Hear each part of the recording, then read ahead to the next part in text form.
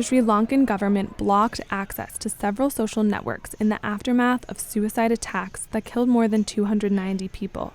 Online misinformation has stirred up deadly ethnic violence in the country in the past, and the ban was meant to stop false information from causing further violence. I have been following the events on the ground literally since the first news of the attacks reached the media. The nature of the misinformation that I witnessed in the immediate aftermath of the attacks was of a nature that tried to use the chaos, confusion, and catastrophe in the country to further parochial and partisan agendas, and also to seed more violence and division. But shutting down social media, even for ostensible public safety reasons, can be problematic. Social media is a key means of communication during major terrorist events, and analysts question whether shutting down social media has any real effect in diffusing tensions. For Sri Lanka, is this really addressing the problem? If you have a country that has these sharp sectarian and ethnic cleavages, if you have the persistence of miseducation and misinformation and people who can react so viciously to potential rumors, is blocking social media really going to work, or is it just playing whack-a-mole?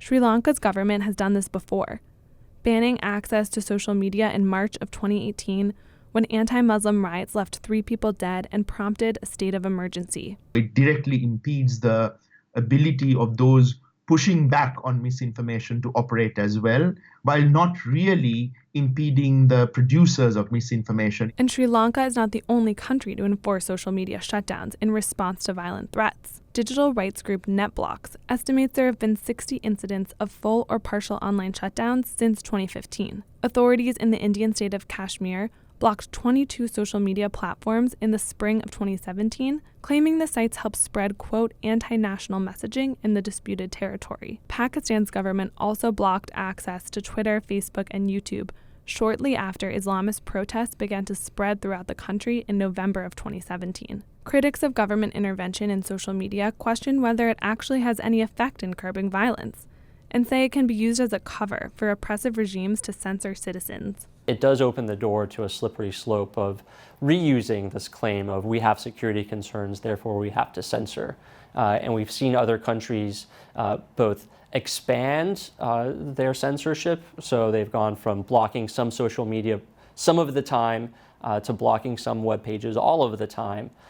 We've seen countries sort of expand the definition of what counts as terrorism and include ever more political concerns. Turkey passed a law allowing it to control social media, turn it off when it thought there was a national emergency. They did that in 2016 when there was a coup attempt, and that has spiraled into Turkey really expanding its censorship. We've seen African countries do this during elections. They cite security concerns. Congo, Chad, Uganda have done this. They said, we're worried about political violence during an election, but is it really trying to suppress the vote, to smother your opposition? Despite the inherent risks, regulating social media has gained global appeal, even in countries with strong protections for free speech. In response to deadly mass shootings in New Zealand that were live streamed on Facebook and spread widely online, Australia proposed strict government regulations on social media, which would include sending platform executives to prison for failing to remove violent content. The UK unveiled similar plans in April to punish tech giants for spreading content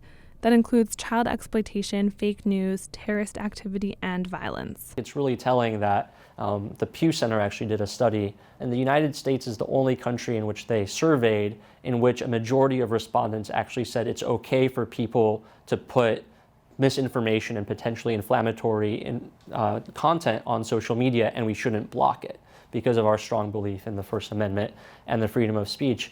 But in every other country that was surveyed, including European countries, majorities felt that it's better to police this sort of content, and we clearly see the trend leaning in that direction.